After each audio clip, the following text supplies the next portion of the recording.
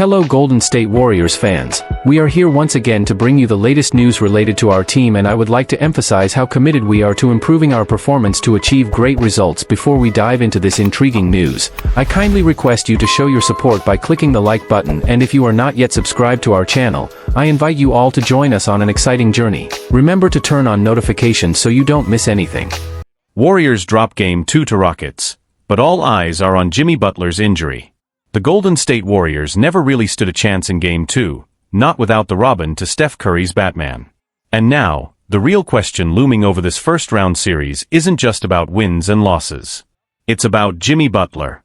The Warriors fell to the Houston Rockets 109-94 on the road, evening the series at 1-1 as the scene now shifts to San Francisco. But the moment that changed everything didn't come on the scoreboard. It came in the first quarter, in a moment of pure bad luck and brutal impact. Midway through the first, Rockets forward Klay Thompson went down hard while attacking the rim and slid right underneath Butler, who was mid-air going for a rebound. The collision was scary. Butler crashed down, landing directly on his tailbone. He laid on the floor for several minutes before carefully walking off under his own power. The team quickly ruled him out for the rest of the game with what they described as a pelvic contusion. Now the entire organization, and the fan base, waits. Butler will undergo an MRI tomorrow to determine whether there's a fracture. If there is, his postseason, and potentially the Warriors' playoff hopes, could be over. If it's just a deep bruise, there's still a path forward. He joined Steph Curry and Jonathan Kuminga as the latest Warriors players to deal with this same frustrating injury. Curry missed 1 game. Kuminga missed 2. Butler? Everyone's holding their breath. The Warriors scrambled without him. Without Butler, the Warriors had to get creative and desperate. Brandon Podziemski, battling a stomach bug, wasn't himself. Steve Kerr dug deep into the bench, giving rare minutes to Pat Spencer while reinserting Kuminga into the rotation. The Rockets, meanwhile, smelled blood. Houston came out with serious physicality, a clear directive from head coach Ime Udoka to ramp up the intensity. And they did. They bodied up Curry, challenged everything at the rim, and made life miserable inside the paint. Golden State supporting cast hit a few threes, but inside? It was a mess. Missed layups, careless turnovers, blown opportunities. Curry, as brilliant as ever, just didn't have enough in the tank to carry them on his own. He finished with a quiet 20 points on an inefficient night, and when he's quiet, the margin for error shrinks to 0. Missed chances and momentum swings. The Warriors had their moments. A few sparks, a few mini-runs, but they never quite broke through. Down 14 at the half, they cut it to 12 in the third and even had a wide-open corner 3 from Podziemski to bring it into single digits. But the shot missed, and Draymond Green punished them on the other end with a dagger 3 of his own. That summed up the night. In the fourth, Golden State again cut the lead to 11 and had a chance to make it a real game, but another careless turnover and another Draymond Green triple slammed the door shut. A rough night for the role players. If the Warriors were going to win without Butler, someone had to step up. But it didn't happen. Podziemski, clearly under the weather, wasn't himself. Buddy Hield and Moses Moody were quiet. Kuminga looked like a player trying too hard, pressing every possession, forcing things, and committing unforced errors. His struggles were magnified by the spotlight, and it's clear he's still searching for rhythm and confidence. Meanwhile, Draymond Green shined. After a forgettable Game 1, Green came back with fire and stole the show. He dropped 38 points on 13 of 25 shooting, 8 of 18 from 3, adding 6 assists, 4 rebounds, 3 steals, and just 2 turnovers. He looked fearless, locked in, and fully in command. It's hard not to wonder, does he have that kind of night if Butler's still out there guarding him? Game 3, all eyes on Butler's status. Both teams now get a 2-day break before Game 3 at the Chase Center on Saturday night. For the Warriors, that extra day could mean everything. It could mean the return of Jimmy Butler. It could mean the return of hope. But until then, the entire Dub Nation is holding its collective breath, praying for good news. Because without their emotional leader, their tone setter, their toughest guy, the Warriors are vulnerable. And in this series, every inch, every rebound, every possession matters. Game 3 will tell us a lot, not just about who's going to win, but who's ready to survive. It's bigger than one game. Warriors face a defining moment. As the Warriors regroup in San Francisco, the gravity of the situation is sinking in. This isn't just about bouncing back from a Game 2 loss, it's about identity. It's about resilience. And it's about whether this team, shaken by injuries and inconsistent play, can rise in the face of adversity. Steve Kerr spoke to that after the game. His voice was steady, but there was an unmistakable edge to it. "This is when you find out what you're made of," Kerr said. "We've been here before. We've seen the highs, we've seen the lows. But what matters now is how we respond, with or without Jimmy." Kerr also emphasized that while Butler's potential return is crucial, the team can't afford to lean on hope alone. "We're preparing as if we won't have him.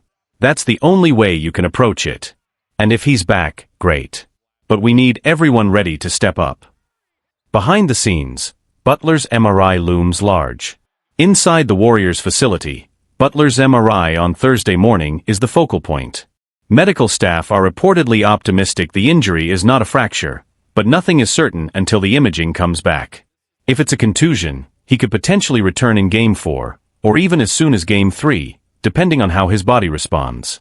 Sources close to the team say Butler is determined to play again in this series and is already pushing the medical team to clear him. But even Butler knows, rushing back could do more harm than good. "He's a warrior," said Draymond Green. "But this ain't about being a hero. It's about being smart. We need Jimmy long-term if we're gonna make a real run." Houston smells opportunity. While Golden State scrambles for answers, the Rockets are smelling blood in the water. Ime Udoka, who has already made a strong impression in his first year coaching Houston, made it clear in his post-game presser, "This isn't about just one win. We respect them," Udoka said, "but we're not scared of them. We came in here to compete, and now we've got to keep the pressure on." Jalen Green, now riding a wave of confidence, echoed that sentiment. "I feel like I found something tonight," he said. "I just wanted to be aggressive, get my rhythm early, and let the game come to me. If they don't adjust, I'm gonna keep coming." Matchup watch, adjustments incoming. Expect the chess match to intensify in Game 3. If Butler is out, look for Kerr to tighten his rotation and lean harder on Draymond Green and Gary Payton too to cover Green defensively. There's also talk that rookie Tracy Jackson-Davis could get some surprise minutes as a mobile interior presence, especially if the Rockets continue to attack the rim with confidence. On offense, the Warriors will need someone, anyone, to take some pressure off Curry. Whether that's Moody spacing the floor, Hield finally catching fire, or Kuminga finding his confidence, someone has to step into that void. The stakes, more than just a series. For the Warriors, this series is more than just another playoff round. It's a test of their new era. With Jimmy Butler brought in to elevate them to contention again, and Steph Curry still playing at a high level, there's a sense that this team should be ready for the moment. But the NBA doesn't hand out wins based on potential.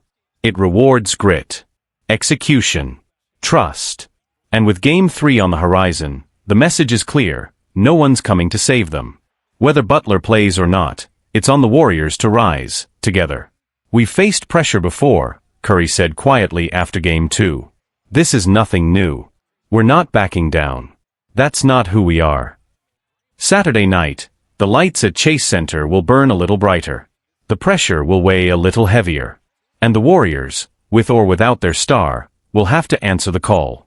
Dub Hub, Draymond Green says Warriors can still play much better than in Game 1.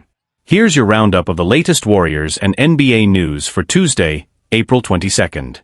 Despite a solid Game 1 win in their first-round series against the Houston Rockets, Draymond Green believes the Warriors are capable of playing much better than they did on Sunday night. Warriors officially send 20th pick to Heat in upcoming NBA draft. Kawhi Leonard drops 39 points to tie series 1-1 against Nuggets. The Golden State Warriors kicked off their first-round playoff series against the Houston Rockets with a 95-85 victory on Sunday night. While the win gives the veteran Warriors a 1-0 lead, they know the job is far from done. Even though the Warriors had a comfortable 23-point lead at one point during Game 1, they allowed the Rockets to climb back into the game, exposing some areas in need of improvement. After the game, Draymond Green didn't mince words, expressing his frustration and pointing out that the Warriors can definitely play much better than they showed. One glaring area of concern? Rebounding. Golden State was dominated on the glass, losing the rebounding battle 52-36, an eye-opening 22-6 margin in offensive rebounds. Houston, the league's best rebounding team during the regular season, made their presence felt with second-chance opportunities that kept them within striking distance. To counter this in Game 2, the Warriors could turn to their rebounding specialist, Kevin Looney, or even give more minutes to rookie center Quinton Post.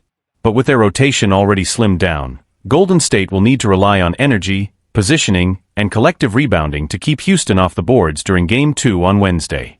For more updates on this and other NBA news, here's our latest Tuesday, April 22nd, news summary. Warriors' focus shifts to Game 2, Draymond Green's leadership and team adjustments. As the Warriors prepare for Game 2 against the Rockets, the spotlight remains on their rebounding issues. Draymond Green, ever the vocal leader, took the opportunity to stress the importance of collective effort on the boards. "We're not a team that's built to just bully teams on the glass, but we can't get outworked either," Green explained. "We need more bodies in there, and it's not just about one player grabbing the rebound, it's about everyone doing their part." This sentiment is critical for Golden State, as Houston's relentless effort on the offensive glass kept them within reach of the game, especially when the Warriors' defense broke down. If Golden State is to control the series, cleaning up the boards will be non-negotiable. This means Looney's role could become even more crucial, and the potential for Quinton Post to step up in his first playoff appearance adds an intriguing layer of depth to their strategy. The impact of the Warriors' reduced rotation. Another challenge facing the Warriors in this series is their shortened rotation. With injuries to key players like Andrew Wiggins, the Warriors have been forced to lean heavily on their core veterans and a select few bench players. While the experienced starters, led by Stephen Curry, Klay Thompson and Green, can be counted on for heavy minutes, the lack of depth has raised concerns about player fatigue, especially in a series that could go the distance. To mitigate these concerns, the Warriors have relied on their defense and quick offensive schemes to limit the amount of time their starters need to spend on the floor. However, as the series progresses, the need for contributions from players like Moses Moody and Jordan Poole will grow. Both players have shown flashes of brilliance during the regular season, and now they'll need to provide crucial support, especially in high-pressure moments. The coaching staff, led by Steve Kerr, will also play a key role in ensuring the team stays fresh. Kerr's ability to make in-game adjustments and manage minutes will be tested as the series intensifies, with each game presenting new challenges. Reactions around the league, Warriors' title hopes and rising tensions. Despite the win, national analysts have noted that Golden State's performance in Game 1 wasn't flawless. ESPN's Kendrick Perkins pointed out that while the Warriors have championship pedigree, their vulnerabilities are becoming more apparent in this postseason. Golden State's always dangerous, but if you give up 22 offensive rebounds to a team like the Rockets, that's a recipe for disaster against better competition, Perkins said on NBA Today. Meanwhile, the Rockets' fight back in Game 1 hasn't gone unnoticed either. Head coach Ime Udoka praised his team for their resilience. "We didn't give up. We had our chances, and we'll be ready for Game 2, Udoka said in his post-game interview. Despite being the underdog in this matchup, the Rockets' performance in Game 1 shows that they aren't backing down, and Golden State will need to tighten their game if they want to avoid a series upset. On the other hand, the Warriors' veteran leadership has been a major talking point. Stephen Curry, as always, was instrumental in guiding the team to victory with his timely shooting and playmaking, but it was Draymond Green's defensive intensity and vocal leadership that really stood out. Many analysts have suggested that Green's ability to set the tone on defense, despite being undersized compared to some of the Rockets' bigger players, is what gives the Warriors an edge in the long run. Looking ahead, what's at stake in Game 2? As the Warriors head into Game 2, it's clear that while they have the upper hand, the series is far from decided. Houston will be hungry for revenge and will surely come out with renewed energy. The challenge for Golden State will be to continue their momentum while making key adjustments, especially in rebounding and bench play. A win in Game 2 would give the Warriors a commanding 2-0 lead and provide a significant psychological advantage heading back to San Francisco for Game 3. However, any slip-up could give the Rockets the confidence they need to steal home court advantage, and that's something the Warriors can't afford to let happen. The road to another championship is long, and the Warriors know better than anyone that every game matters. With Draymond Green leading the charge, it seems like Golden State is ready to face whatever comes their way, but Game 2 will be a crucial test of their resilience and ability to adapt. Is Draymond Green hinting that Jonathan Kuminga will join the rotation in Game 2? Could we see Jonathan Kuminga taking the court in Game 2 against the Rockets? As the Golden State Warriors aim for a 2-0 lead in their first-round series against the Houston Rockets this Wednesday night, questions are swirling about potential lineup adjustments. Despite a solid 95-85 win in Game 1, the Warriors know that Houston will come out swinging in Game 2, likely pushing for a different outcome. That means Golden State needs to be ready to counter with fresh energy, and maybe a few surprises. One of those surprises might just be Kuminga. On the latest episode of the Draymond Green Show, joined by former NBA star Baron Davis, Draymond dropped an interesting hint. While praising young teammates Moses Moody and Brandon Podziemski, he pivoted the conversation toward Kuminga. "The two young guys are playing really well, man," Green said. "But one thing I'll say, this series might be a great fit for Jonathan Kuminga. I think it'll be fun to watch him step up and play well too. We're going to need all our young guys to deliver in this series." Baron Davis didn't miss a beat, adding, "I'd love to see Kuminga out there. I just have a feeling he's ready to break out and really impact this series." Of course, take it with a grain of salt. Playoff teams don't typically reveal their tactical moves this openly. Green could simply be trying to keep Kuminga mentally engaged in case he's called upon unexpectedly. Still, throwing out that kind of endorsement during the playoffs isn't nothing. It could be strategic, or it could be foreshadowing. This isn't the first time Green has hyped up Kuminga's potential impact, either. After the play-in game, he made similar remarks, suggesting there's some real belief behind the words. With Game 2 tipping off Wednesday night, we won't have to wait long to see if Coach Steve Kerr decides to shake up the rotation and give Kuminga his moment. The buzz surrounding Kuminga's potential role in Game 2 has quickly picked up steam across social media and among NBA analysts. Fans are already speculating what his presence on the floor could mean for a Warriors team that, while experienced, often leans heavily on a shortened rotation during the playoffs. Kuminga brings something the Warriors might be missing right now: explosive athleticism, defensive versatility, and the ability to push the pace in transition. His skill set could be a game-changer, especially against a younger, fast-paced Rockets team that thrives on momentum. Several analysts have pointed out that while Golden State controlled much of Game 1, they struggled at times to match Houston's energy, particularly when the Rockets went small and turned up the tempo. Kuminga's ability to switch on defense and finish through contact in the paint might be exactly what Steve Kerr needs to keep the edge. Even Warriors insiders have started hinting that the coaching staff could be looking for ways to inject fresh legs into the rotation. According to a report by The Athletic, Kerr and his staff have been impressed with Kuminga's focus during practices and film sessions since the start of the playoffs, even though he didn't play a single minute in Game 1. And then there's the locker room dynamic. Green's public praise of Kuminga wasn't just about XS and OS, it was about building trust. Veteran players like Draymond know how important it is to keep young talent mentally ready, especially in the high-stakes pressure of a playoff run. When a respected voice like his gives you the nod, it sends a message, to Kuminga, to the team, and even to the opposition. The fan reaction has been largely positive, with many calling for Kuminga to get his shot. Some believe his limited minutes in Game 1 were a missed opportunity. "You don't develop weapons just to leave them on the bench when it counts," one fan tweeted. Others argue that Kerr's cautious approach is justified, pointing to Kuminga's occasional inconsistency on defense. Still, there's a growing sense that if Kuminga sees the court in Game 2, it could mark a turning point, not just in this series, but in his young career. He's shown flashes of star potential throughout the season, and this could be the moment he puts it all together under the brightest lights. All eyes will be on the Warriors bench when tip-off comes. Will Kuminga check in early? Will he be used in spot minutes, or trusted in crunch time? The answers are coming soon.